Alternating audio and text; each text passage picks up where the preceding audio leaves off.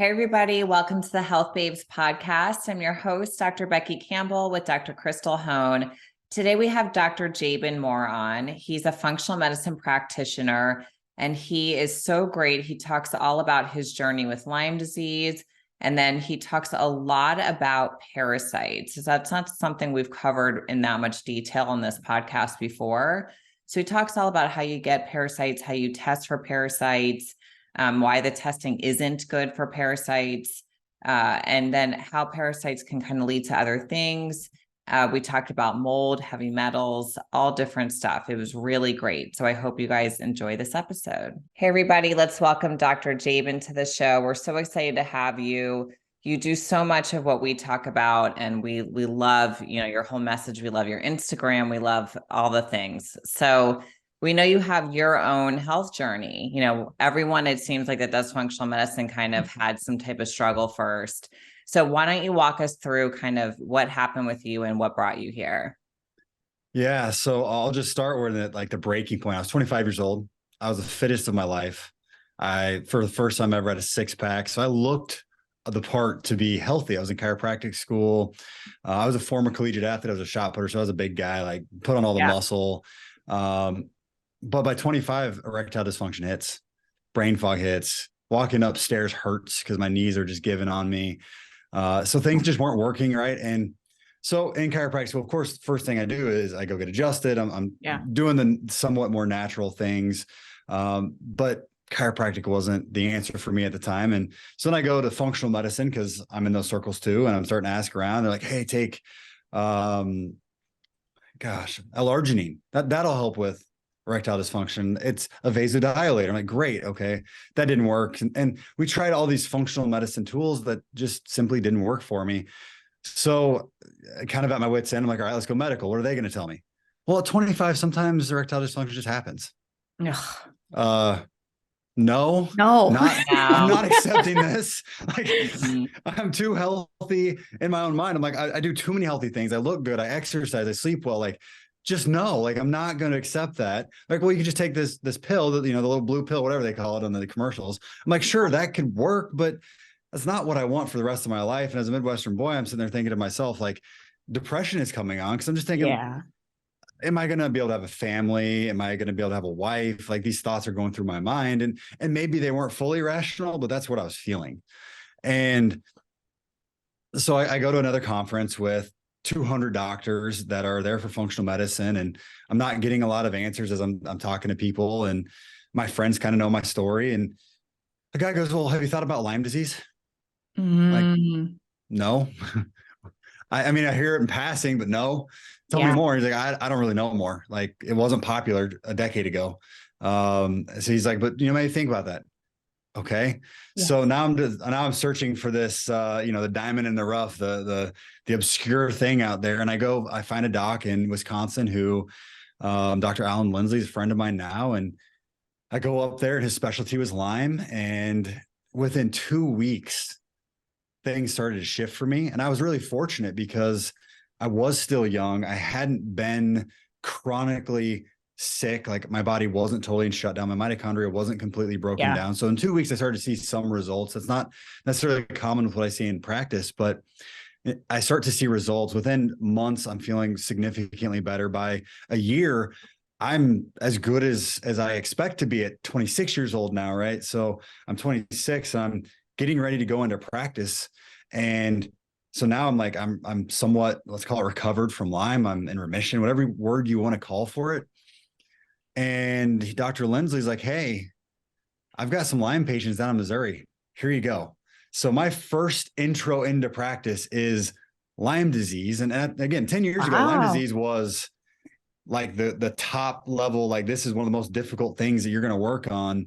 And a lot of doctors would pass on it. So for me to have this initially, it was a blessing, because I'm like, okay, so this is what worked for me, and talk to me and let's figure it out. So I spent tons of time either researching, talking, learning, understanding from my clientele, which has set me up with so much more background information, I feel like, than if I would have just been like in practice and like, oh, I went to a conference and learned this protocol and here you go. Yeah. And you really struggled with mold too, didn't you? So going further back in that story is like, okay, when did I get Lyme? I don't know. I was an outdoor kid. Like I lived in the woods, but then I was healthy. I squatted 690 pounds in high school. I was a high school national champion in shot put, and I'm 5'10". So I'm like, I'm not supposed to be that. Yeah. And that's not for me to brag. It's to say that when I went to college, it just stopped. Like I didn't get better. I didn't get stronger. It's not even that I like couldn't compete with bigger guys than me. I stopped getting stronger. I slowed down. My body started to break down. So from being a guy that never got injured, never got hurt, never got sore to now I'm not recovering. Well, what did I do? I moved into a basement of a duplex that literally I could see the mold growing up the wall, right? Like it was up 3 or 4 inches. I would mop the water toward the drain as it would get over top of my flooring.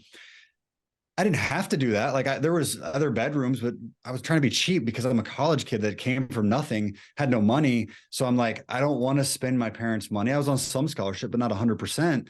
So I'm just like, I'll live down here. It just stinks. Oh, well, my girlfriend complains. Like, we'll just go to like another place. Yeah. I didn't know mold was a problem. Well, that's when sore throat started. That's when food allergies began. That's when, this whole breakdown of the body began. I got made fun of by my teammates because when I was in freshman, I walked in and my warm-up weight was 405 on back squat. By the time I was a junior, so like, again, I'm not old. Like I went from 18 to 20. I can't even start working out without warming up on the bike for 10 minutes. Yeah. And some of that's somewhat normal when you're doing collegiate athletics and you're working out, but not completely. Like that was too far of a swing. So when I look back now, I'm like, oh, something happened. It was probably mold. Yeah. Yeah.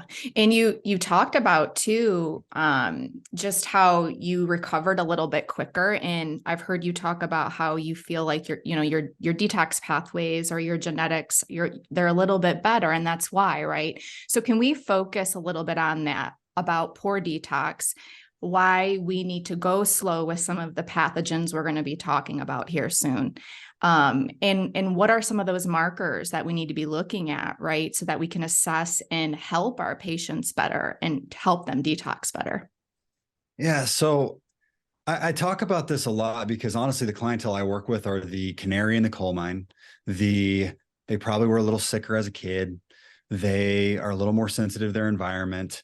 They're just a little bit more aware about the environment, toxic stuff. They're maybe a little more sensitive emotionally. Like that's the clientele I work with. That's not who I am. Who I was at the core was this like warrior genetic type where, I don't mean to brag about this on a health podcast, but there was a time in my life I don't get hungover, right? Like I can drink, I don't get hungover. That's my husband too. He's a decathlete. So I understand that. I don't resonate with that, but I understand that. I definitely don't either. Me neither. Yeah. Like Lucky ducks. I can work out 7 days a week back in college or in high school. And even now, like I do CrossFit. I'm 36 years old and I can do CrossFit. I can keep up with the 24-year-olds. So there's different people based off of their body, their microbiome, their mitochondria, their genetics, whatever you want to lead into. And I do look at these sort of things as I'm working with clientele. So it's hard to know what you are before you're sick, right? Because before you were sick, you didn't run all this testing. Yeah. After you're sick, things that I'm looking for, especially for those that are going to need to be a little slower, a little more gentle, is, are you maybe a little bit more reactive to stress or emotional stresses in your life? Like if you are, that's fine. That's okay. But that's a weight that you carry that we need to pay attention to. So that's your nervous system right there. That's paying attention to how you respond to your environment in the world. Are your mitochondria healthy? So if I run an organic acid test on you and I look at ketones and if I look at Krebs cycle, are your mitochondria hindered or suppressed? So I'm looking at these markers and there's about 20 of them on an organic acid test. If we have more than 2, I'm thinking, is this mold? Is this radioactive elements? So are those 2 things a part of that possibility that are affecting your health, suppressing your immune system, weighing on your ability? Because let's just talk about mitochondria for just a quick minute. It used to be the powerhouse, and then we learned that it regulates hormones. Then we really learned it regulated immune system. And then, okay, what is this cell danger response thing? Well, your body goes into a protection mode. It literally is like, halt everything. I'm going to attack it all. And I'm going to protect myself. And I'm going to use all my energy, not to make you feel good or enjoy life, but to create these immune responses of protection. So when you have several markers in your organic acid test that are showing up, you're probably headed into or are in a cell danger response where you're more reactive to your environment. So are you mast cell? Are you chronic inflammatory response syndrome? Or do you simply just resonate with every symptom that I talk about when it comes to anxiety, depression, brain fog, fatigue, gut issues, right? Like you're going to be one of those people that typically have more symptoms. So I've talked about, mitochondria and the lab test, but another test that I look at for this is a hair tissue mineral test. Are you deficient in cobalt on your hair tissue mineral test, which means CO in your test? So CO is cobalt. Cobalt is methylcobalamin. So are you deficient there? Or are you low on sodium and potassium, which means that you're a slow oxidizer or a poor detoxer? And when you start showing up with these types of labs, hair or organic acid tests, it confuses a lot of docs. And it's not because they don't care. It's because when you don't detox, when your body is in a cell danger response, when you are shut down, you don't show all the stuff. You don't mount the immune responses. So your IgGs aren't always positive. So when I run a test on somebody who's miserable and their Epstein-Barr marker is negative, which 96% of the population has, at least a positive marker, right? Not that they're like in a flare, but it's a positive marker. Yeah. They also test negative all the Lyme markers, and they're negative to gluten, even though when they eat it, they feel bad. I'm like, maybe your immune system doesn't work right. So I don't always buy into all of the standards of medical diagnostics because I look at the person and I make an educated assumption that if they're immunocompromised, that maybe their immune system isn't showing us everything in testing. Well, then we look at their toxin panels. If your body is gaining weight and swollen and you're sequestering toxins, so hiding toxins in your fat, are you releasing those toxins? Well, no. Right. Can I see those in your urine test? No.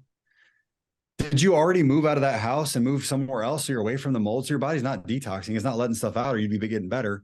So I don't see mold in your testing through urine. And you already know you moved out of one moldy house, maybe you're in another one, we don't know, but now you're not testing positive for that urine mycotoxin test. Is there a reason why? Right. So putting these pieces together help me to help out those people who feel lost because they can't find lab tests. And talking about the nervous system piece as a role in this, if you've lived in mold or a traumatic relationship or had head injuries, your body basically has what I consider, whether it's real PTSD on the emotional side that we all have heard of diagnostics. What I call it is autoimmune PTSD, where your immune system's just like, whoa, I'm attacking everything because I've been at war for this long. Yeah. So when you work with someone like this, and we see this a lot too, because we work with a lot of mast cell activation syndrome and mold and all of that, and they can't tolerate any of the treatment, or the support. So we have to work really gently with detox pathways and stuff. So, and the limbic system and all that. So what do you do when you come across a patient like this and you want to try to help them to get support, but they can't tolerate like anything even close to being aggressive? Like they can't tolerate pulling anything, killing anything, any of that. Yeah. So just recently I was on a call with a client. I said something. I'm like, oh crap, I got to write this down. I'm like, hold on a second. and it was this, is like, we got a checklist now. So in my notes, there's a checklist. It's, do you live in a safe place? Yeah. Air, food, water, hygiene. If we don't, or if you don't know, let's find out. And we're going to look at that as a part of the puzzle. Not everybody's dealing with an unsafe environment, but let's check it out. Then, do you feel safe even when you are in a safe environment? Yeah. So there's the limbic system, the somatic vagus nerve retraining, neurofeedback, EMDR. There's so many great tools out there, and you just got to find the one that works for you. So do you live in a safe place? So safe place is the top of my list. Check. Do you feel safe in your environment, or are you at least working on it? Let's check that off, because those two pieces can make the world of difference to a mast cell person. They're not always fast.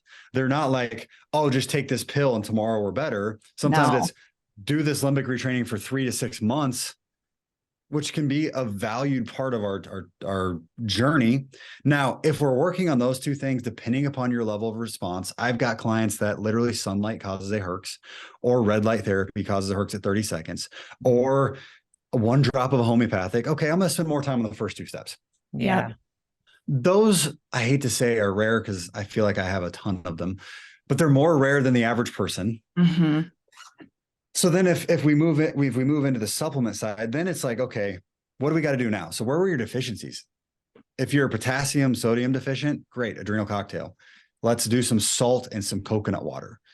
A lot of people can tolerate that sort of thing. If you can't, we can go to a supplement, but I love to do natural. Yeah.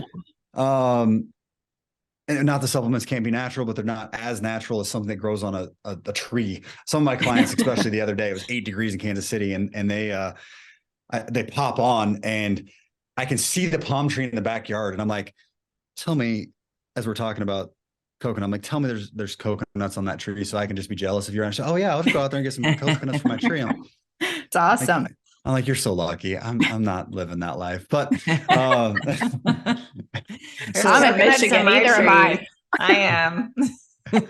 Beck lives in Florida, so she's lucky too. Palm trees everywhere. Oh man, it's I don't know if I could do it all the time, but at the moment when I was 8 degrees and I was going into work, I'm like, that looks great.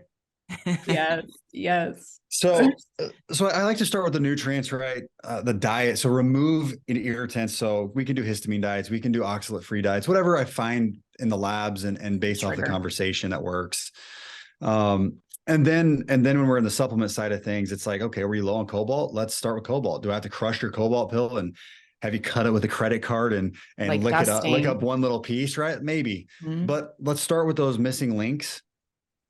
And it's so funny because I initially dove into like the genetic testing and I'm like, okay, this is awesome. And then for me, it hasn't been as cut and dry as I'd like it to be. And when people tell me, oh, I can't take Bs because I over methylate or I under methylate or this or that, I'm like, why is every person's told me that when I get rid of their mold or their Lyme, now all of a sudden B vitamins are fine. Yeah. Yep. So it's so true. I'm like, is it actually that your body's trying to detox? And because you're in cell danger response, when you mobilize toxicity out of the cell, out of the fat cell, wherever it's at, that the B vitamin shifting, that now you have a overreactive immune response, mast cell, whatever you want to call it, that then leads you to feeling bad and thinking you're allergic to a B vitamin or you're over methylating. That's my theory. I can be wrong, but that's what I've seen work over and over and over again. And that doesn't mean I can give B vitamins up front. It just means that they're not evil. Yeah. Yeah. They're needed. They're needed. It's just that some people can't tolerate them right up front or can't tolerate like a normal dose, you know? Yeah. It just takes time. And I say, I've done so many times where, I have those sensitive people where I'm like, okay, let's do neurofeedback. And I've got this machine in my clinic that I accidentally figured out worked because a client came in for anxiety, also had mast cell and all these other things, but they're like, can we just work on this first? I'm like, sure, they'd have been through a bunch of terrible things in their lives, like literally grew up in a war zone, then had an abusive spouse, then went back to the war zone and got trapped. Like it was like, okay, yeah, you definitely have real true PTSD and trauma. Let's do that protocol. Did it. They drove in from Texas. So I had to do it fast. So we did 10 sessions in 5 days for trauma. And then 60% of their mast cell was gone.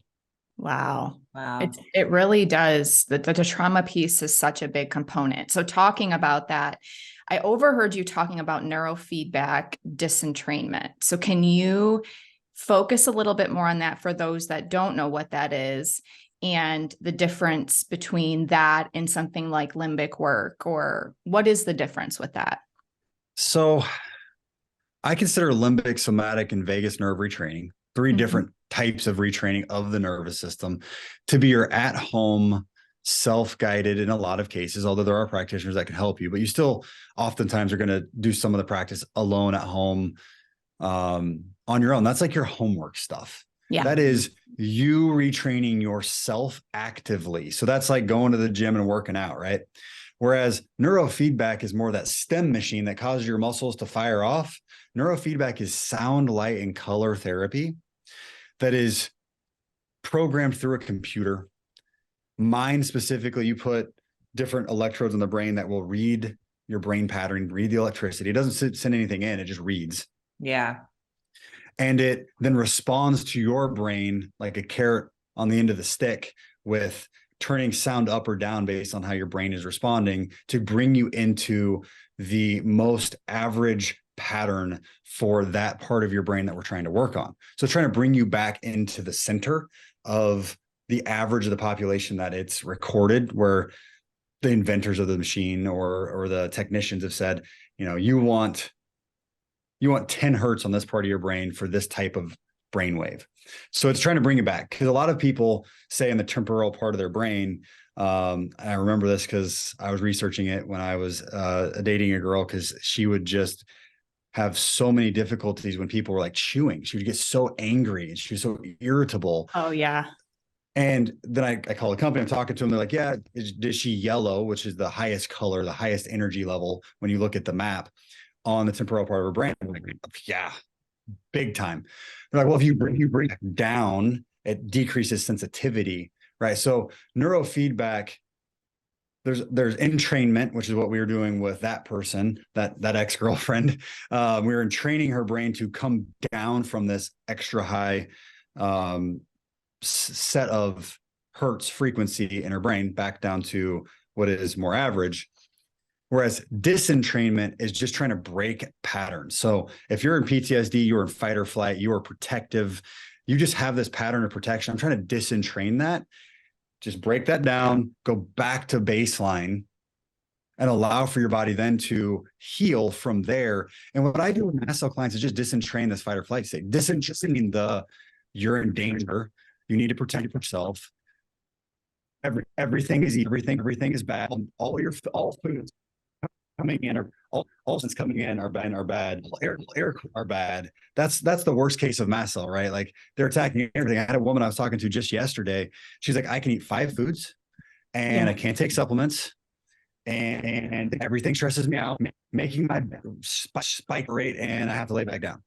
I'm like, oh, okay. You should give me a all right. So I had a woman come into my clinic, and just yesterday, who could only tolerate 5 foods, and she could tolerate no supplements, and just getting up to make her bed would spike her heart rate. And then she had to get back in bed and be in bed for another hour. So obviously with this type of person, I'm not going to jump to supplements. Like I can't go, right, hey, let's try my new great supplement protocol that I've worked on for the last 5 years. That's going to work for you, because she can't take anything. Right. So in a case like that, neurofeedback, I'm like, hey, look, there's 2 things I need you to do. I need you to go online, sign up for, and I like Primal Trust, but there's a ton of different limbic retraining protocols out there. I need you to sign up for Primal Trust today. And I need you to spend 30 minutes doing it every single day for the next 6 months. And here's my exact protocol for this specific neurofeedback machine. I use ClearMind, which is just one of the brands. And I want you to find this machine with this protocol local to you, if you can find it. If not, you can fly into my practice. I'll do it for you this way, because some practitioners don't want to do it my way, which is fine, because they're like, well, that's not going to work for anxiety long-term. I'm like, I'm just trying to do mast cell.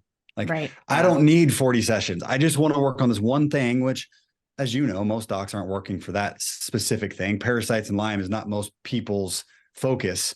So I'm like, if you can find somebody to do this, great. You can do it locally to where you are. If not, fly in. We'll do it in my clinic. And by the way, I charge half the price, because I literally just want people to do it. If my clients fly in to do it, I'm like, just let's help. Like, I don't want to make a lot of money on this. Just let's do it. Yeah. And at that point, I've seen 20, 30, 40, 50. I've even seen 60% reduction in your sensitivity.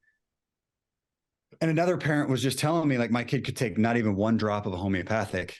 Yes. And after we did neurofeedback, we're on 60 drops of 3 different ones. And we're on the herbs that you put us on. I put them on all those things, and we're moving forward. So it's just listening to the client and thinking outside the box, if you have to, when you're working in this chronic illness space. Yeah, I did neurofeedback when I was living in mold and in a very turbulent relationship.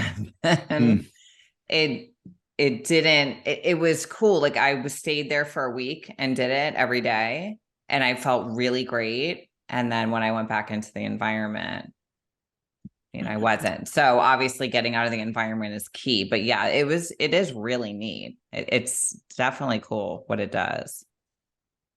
I tell people that I'm like, look, I'm doing these 10 sessions at the start to bring you out of the fight or flight state. Of course, we're hoping or assuming you're in a safe place. Like that was step one. So in step two, here we go into the brain work. I go, but this isn't the cure. Like there's a reason you're in fight or flight.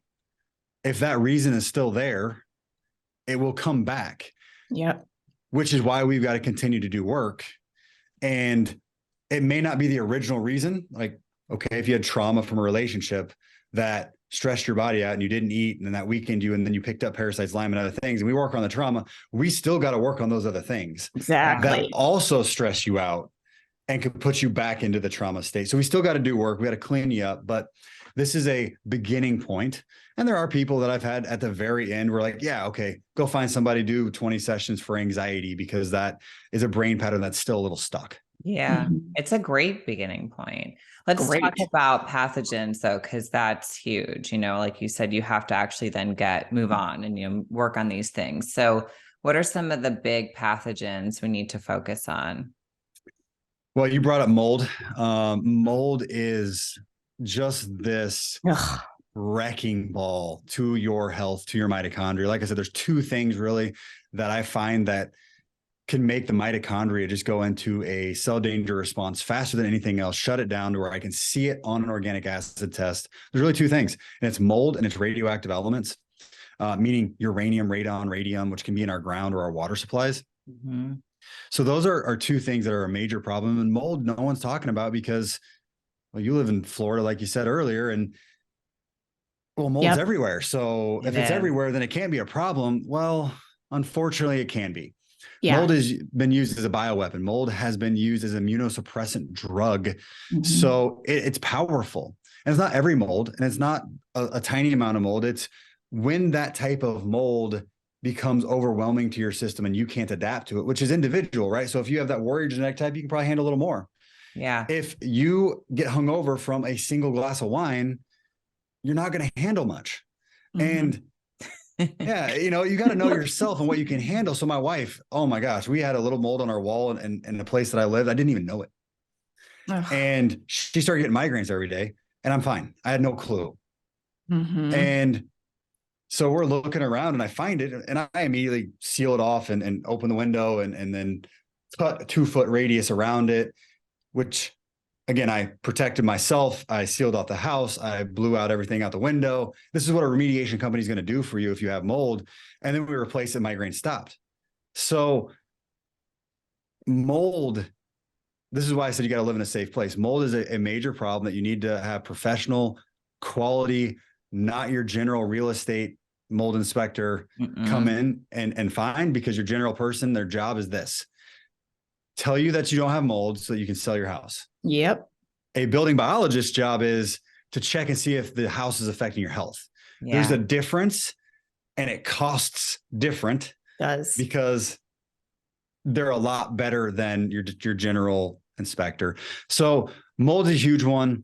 Lyme disease, which is a bacteria, is another big one that we don't know enough.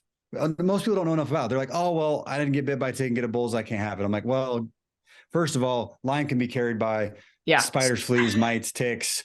Mosquitoes. It can be mosquitoes. It can be transferred from mother to child. And it's not just in Wisconsin and the Northeast, because, by the way, ticks and these other organisms absolutely do not obey state lines.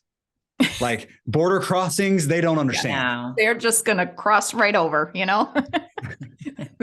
And I've got Lyme clients in other countries. I've got them in Australia. I've got them in Africa. Yeah. And they tested positive to lab work. Mm-hmm. So they're there. And by the way, the general CDC lab test is about 0.08% accurate on the last study I saw. So if you got that and it said no, don't believe it. Yeah. And then I go into parasites, which is one of my favorite topics. Yes, the creepy crawlies. Yes, the worms. Yes, the pictures where you're holding one that's 3 foot long can be real. One of the things I love telling college students, like, hey, remember that time that you drank too much and you had an eruption the next day on the stool and you saw tomato skins and rice, even though you didn't eat that? Liver flukes and nematodes. Wow. You gave yourself a liver flush with alcohol that flushed out some parasites. This is not the way I recommend doing it. It's not going to detox you appropriately. It's going to do more damage than good. But I've had college students go, oh. Right. Because they think they're invincible, which I mean, so did I. So the other thing is I have adults who go on Whole30 or whatever. And all of a sudden they're like, I've seen these white specks in my stool, but I wasn't eating rice. Yeah. I'm like, you are so funny. I'm just like, you know, let's have some fun with this. So and then the worst is this. The worst is this. When you actually start doing your first parasite cleanse, and this is what scares people. When you do your first parasite cleanse and you start getting one of those worms out. And it's not that you just see it in the stool, because sometimes you do. It's when you have to extract it. So I've had a couple. It makes it most of the way out, and then you're like, I think something's dangling, but you're not afraid to look. Oh my God. You're afraid to look. It's true though. You got to keep it real. No, that just sounds horrifying. I'm so glad I've never done that. So it can happen. It's not common, right? But it can happen. And at that point, you're a believer. You're just like, okay, I am in. Let's do this. You're Where's like, the how full can I get a giant worm out of my ass? Yeah, that would be a believing moment. So when I first got into parasites, I mean, back before there was like this huge push for it, back before there was a cell core, back before most Pudica was a popular thing. I can remember patients being like, I think I got a parasite. I'm like, cool, send me a picture. Yeah. Now you're like, keep the pictures. I've seen enough. Yeah, now they're like, I saw all these things. Can I send you a picture? I'm like, I'm good. Like, it's true. They loved. I've seen it all. Pictures. Oh, us too. I mean, I absolutely adore and love my patients, but it's so funny, I mean, we're accustomed to seeing everything, right? When you're taking care of people, everything. What are some of the common symptoms, that people can experience with parasites that you often see? Yeah. So, I mean, the first one's going to be stomach issues. That's the most common one that we talk about is you have a IBS, gastritis, gastroparesis, bloating, cramping, constipation type symptom. Any of those sorts of things can be common symptoms. Weight gain, because they're creating toxicity and they're stressing your body. You're increasing cortisol is another one. Skin symptoms is one of the first things I think about as parasites, then mold. So if you've got eczema, psoriasis, acne, I'm really thinking, is parasites a possible piece of this puzzle? Grinding teeth. Yeah. MS, which was not one that most people think about, because there was a study done where there was an autopsy performed on MS patients, and 100 out of 100 brains of MS had nematodes in it. Wow. 25% had Lyme disease. So Lyme's another possibility there. So yeah, it was digestive, it's skin, it's neurological dysfunction, terrible, horrible menstrual cycles. Yeah. I've seen a lot of strongyloides or nematodes affect menstrual cycles. And when we get through that cleanse, the women are like, I just had a cycle and I was functional. Right. Not bedridden, because it's not normal. No, not, I mean, being a little water retention, a little more moody, not all the way, and I'm not going to make any comments that are going to get me in trouble, but all the way over there where you're having a hard time in life. That's not normal. It's the thing that we can help if you can get rid of these toxins and stressors. And one of my theories is, okay, parasites are pooping, parasites are toxic, your liver's stressed out. Well, your liver's job is to deal with all these hormones as you're going through your cycle, and it can't deal with the hormones. So then they're just accumulating and causing the reactions that we see while it's trying to deal with the parasites. You remove the parasite, now your body can deal with that estrogen and the changes in hormones as you go through a monthly cycle. So it can be so much better. So yeah, I mean, those are some of the main symptoms. I can go specifics like babesia, which is a co-infection of Lyme disease, which makes your joints hurt. Strongyloides makes your muscles hurt because it gets in the belly of your muscles. But really, it's skin, gut, brain type symptoms, because parasites they affect the liver so much. And in Eastern medicine, the liver is the anger organ. So if you're just irritable, angry, resentful, you might have a parasite. Yeah. Oh, I know a lot of people with parasites. Mm-hmm. We see blasto. Blasto is a big one too. Blasto is definitely one of those ones. I actually was going through some studies on, is blasto really as bad as we think it is? Mm-hmm. Some people said blasto was actually, like, of course, as any organism in our body, can be good to have. So I don't tend to target blasto full speed. I tend to look around it and go, okay, are there other things creating a space where blasto can grow out of control? And then we need, of course, to bring it back into that equilibrium, that balance. Yeah. But am I like trying to annihilate blasto? Am I trying to annihilate anything? The answer is no. It's bring it back to balance. The body uses parasites for a reason. So the body, in theory, can bring a parasite in to mop up heavy metals, toxicities, environmental stressors that are coming in. Because let's go back 2,000 years, we lived outside. We were around parasites. They were there. They're still there. They're still here everywhere. If you have to deworm your animal, you do still have to deworm yourself, even if you don't believe it. Just because you eat what you think is cleaner doesn't make you cleaner. You still touch soil, dirt. You still clean your home. And by the way, our food, for most of us, has a higher risk of parasites in it than our animals' food that you absolutely know you're supposed to deworm. Mm-hmm. Yeah. So I know I just jumped onto a different tangent, but it's so interesting that we believe we're so much cleaner and that, we can't have parasites. Well, it's because it's gross, right? Like parasites are gross. Pulling a worm from yourself, people are just like, oh, I'm out, I'm done. That's the end of this conversation. No, it really is. It scares people. That's what when I talk to patients about it. It's better out than in. Like, okay, look, you have bacteria, viruses, parasites, and fungus in there in your body. We have to keep them in balance. If you haven't done something to keep them in balance, they're probably just not. Unless you happen to have really good genetics, lived a pretty solid life, haven't had the traumas, pretty much we can expect that you've got some organisms that we can work on. It doesn't mean that it's going to be a year-long protocol. It just means that you might need to do some maintenance, just like you do with your dog or cat. Right. Yeah. Mm-hmm.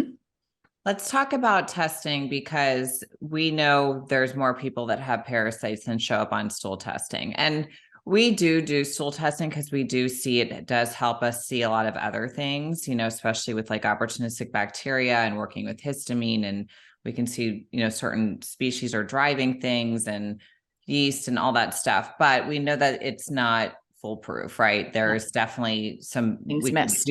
We could get an upgrade on some stool testing. Oh, so what are your thoughts on that? For me, stool sampling for parasites is, it's like trying to find a needle in a haystack. It's just not worth it for specifically parasites. I agree. Using it for bacterial species, using it for different types of secretions or histamines or IgAs in the digestive tract, that can be an effective tool if that's what you're going for. But if you're looking for parasites, I had one doctor who was on my summit that I did, and he's like, I run like 4 different types of stool samples to see if there's parasites in there, because each company does a better job with this parasite than that. I was like, okay, like if you're working with clients that are financially in a place where they're willing to spend money because they want to see the testing, and you're on a $800 test to see if there's a parasite. All right. Like if that's what your client wants, perfect. For me, that's not the norm. Yeah. For me, it's like, how can I get the most bang for my buck? And searching out parasites through lab testing is just, it's not worth it. It's not worth it because look, it's $50 for a parasite cleanse supplement. Mm-hmm. If it doesn't do anything to you, okay, mm-hmm. $50. If it does something to you and you see a parasite come out, great. If it makes you feel better, even better. And it was $50 versus, I don't know, $800 for just one test for some of those. And, I hate to talk about money, but I'm just like, look, I'm a minimalist as much as I possibly can be, because I want to do the most with the least, with the goal of getting all of your symptoms on a scale of 10 being terrible to a 0. Yeah. So as long as we can reach that point, that's where I'm headed. And I don't want to be one of your doctors. I want to be your last doctor. The only lab test that I have seen to be pretty good, and I don't even run it yet, but I'm starting to consider it, is there's a guy in California or Colorado, and he's a pathologist. I can't remember his name. And he has his own pathology. And this is a actual trained pathologist that will look in your stool for parasites, which is different than all the rest of these tests. The rest of these tests are a technician looking for an ovum in your stool, which means an egg. And they're trained to scrape off some stool, put under a microscope, look for an egg, and that's it. They're not trained to go, oh, well, that looks like the claw from Strongyloides, or this looks like the body of this other thing, and then do more research. So it's just not there yet, except that one guy, which again, I can't remember his name, but his stuff is starting to look pretty good, because I'm having clients come in and I'm like, hey, your symptoms look like this. And then I look at the test that they did with him. And I'm like, oh, all right. Like matching up. Starting to look better. Good. I don't know the cost of that one yet either. Like I just recently I started seeing more people come in with it. I'm like, okay, there might be something to this. That's awesome. So why are we seeing more chronic illnesses now more than ever? And why are parasitic infections a big concern for that? Oh, why are we seeing more chronic illness? So, I mean, let's go back to that safe place piece. We live in mold boxes because mold loves sheetrock. We've created air traps in your home because we want it to be net zero and low efficient or high efficiency for your energy, which is awesome for the environment, but it traps the air in your home. So now we're trapped inside mold and VOCs for that matter, which is volatile compounds that are causing you problems, organic compounds that are causing you problems in your body. So they're toxins like paint. We don't sleep as a population. It's bad. I'm guilty of this. You're supposed to go to sleep with the sun and wake up with the sun. That's your circadian rhythm, which regulates your hormones. And most of us just simply aren't getting enough sleep. Our diets are full of sugar and pesticides, chemicals, not real food that's clean, that has high density nutrients in it. So we're vulnerable. So just those things, we're vulnerable. And then how many people do you know grab a phone and they're like this, and then they're judging themselves and doing bad talk to themselves and stressing out about the news and weakening their system, creating more nervous system distress. So those things put us in a place where we're weak. Well, then parasites love toxicity. Like I said, the body will bring them in to mop it up. So is your body purposefully not defending a couple parasites so that it can mop up toxins? And then when those toxins are gone, your body's like, oh, I'll just kick it out. And it'll be a controlled mechanism. Problem is the toxins never stop. They just keep coming. So then the parasite grows and replicates and grows. And now it's the problem. And it's the biggest problem. So there's that piece. Well, and then culturally, we're in denial. Yeah. We're just simply in denial. I call people in, I've had a client like Sri Lanka or Mexico or Panama, and they're like, yeah, we parasite cleanse. Do it twice a year. And I'm like, all right. And then I talk to farmers here in the Midwest that are out in a small town community that I have a clinic in. And they're like, we used to do that probably until the 60s or 70s. I can remember growing up, my mom going, we're deworming the cows. Time to deworm you. Your mom? It was just what they did. It made sense. Well, then all of a sudden, we have antiseptic hand cleaners and we have the FDA to make sure that our food is clean, except for you eat sushi that's raw, and all these other things. And we just coaxed ourselves into believing that we're invincible and clean, and we're just not. So we're eating all these things unprotected, weaker, with digestive tracts. By the way, your hydrochloric acid is supposed to protect you from parasites. So it's supposed to burn up parasite spores and parasites. Well, guess what affects that? Tums, peptides, omeprazole medications, all these medications that are used to decrease acid. And then stress decreases acid production in your stomach.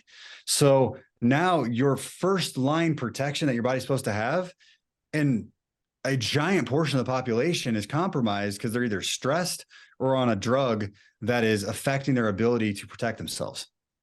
So there's a couple reasons. Yeah. Do you so since you're really kind of not testing for parasites, do you just put most people, like once they get to the point where they can tolerate it, on some type of parasite protocol? If I suspect parasites based on the symptoms I mentioned earlier, I'll get to that first protocol about 70% of the time. My start point into the infection toxin piece of our journey. So after all the other stuff we've talked about is parasite about 70% of the time. And part of the reasoning behind that is they're the biggest organism. They're multicellular, or can be. There are lots of single cellular organisms, but some of them can be multicellular. They can get in your liver and dam up your bile duct. They can get in your digestive tract and release endotoxins that stop you from being able to poop because they want to stay. They're smart. They spent 1,000 years adapting to figure out how to stay in your body and be smart about it. Which, by the way, the one symptom I didn't mention earlier is an itchy butt. So I was going to say that. Yeah. Especially with kids. Just hit me. But they're smart. They stay in you and they can dam things up.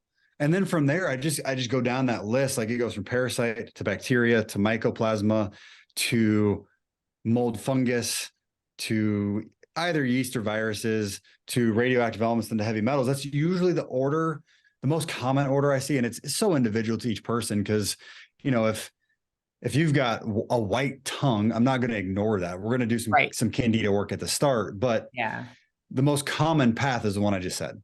Yeah. And you definitely got to make sure you're pooping.